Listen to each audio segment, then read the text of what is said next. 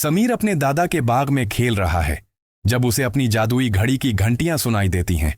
वो घड़ी को घुमाता है और एक तेज रोशनी के साथ एक नई जगह मुंतकिल हो जाता है। समीर खुद को एक ऐसे गांव में पाता है जहां हर तरफ बंजर जमीन है, दरख्त खशक हो रहे हैं और नदियां सूख चुकी हैं। गांव वाले मायूस और उदास नजर आते हैं। कोई हंसता नहीं, कोई खुश नहीं।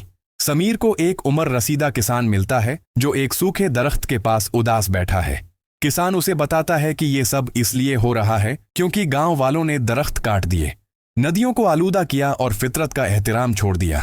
वो कहता है कि कुदरत का जादू सिर्फ तब वापस आएगा जब इंसान उसका ख्याल रखेंगे।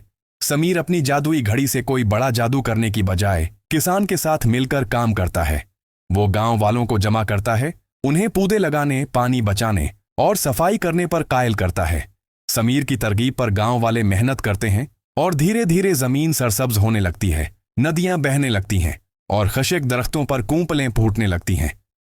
समीर की घड़ी आहिस्ता आहिस्ता चमकने लगती है, लेकिन इस बार उसकी चमक लोगों की मेहनत और फितरत से मोहब्बत की वजह से होती है।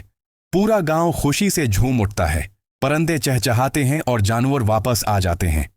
समीर देखता है कि किस तरह इंसानियत की मेहनत और फितरत से मोहब्बत ने असल जादू पैदा किया है।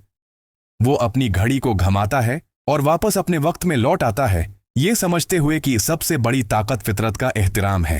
मेरा साथ देने का शुक्रिया। अगर आपको ये कहानी पसंद आई है तो वीडियो को लाइक करें और चैनल को सब्सक्राइब करें।